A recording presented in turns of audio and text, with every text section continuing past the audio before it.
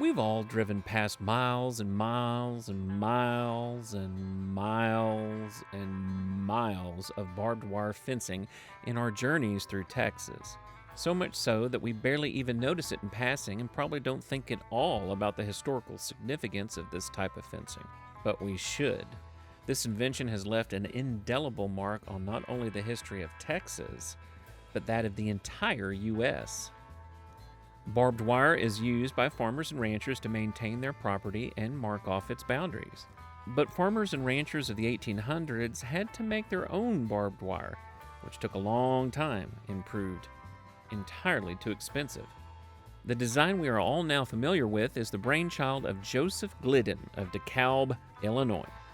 Glidden found his inspiration at a DeKalb County fair in 1873. Here, a certain Henry B. Rose showed off his design for a single-strand barbed wire. Joseph Glidden saw potential in this idea and decided to make his own version. He instead twisted two barbed wires together to help it all hold in place. And, bonus points, his design also proved amazingly easy to mass-produce inexpensively. By the 1880s, 80 million pounds of Glidden's barbed wire had been sold, permanently reshaping the West. Farmers in the Great Plains, who had only expensive pre-made wooden fencing to use before, could now afford to fence off their entire homestead with Glidden's invention, thus leading to thousands of homesteads sprouting up throughout the western United States. But barbed wire wasn't loved by everyone. Many small fry ranchers in Texas grazed their cattle on what they believed was public land.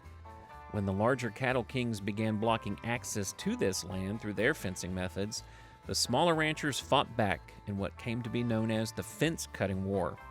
Shootouts and lawsuits erupted, and it took a special session of the Texas legislature to end the war.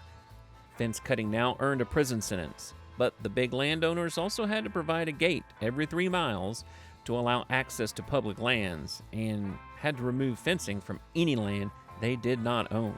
But even though the fence-cutting wars had at last ended, fencing off the range still spelled the death for the famed cattle drives of American legend, and thus killed off one of the key ingredients of our mythic vision of Texas.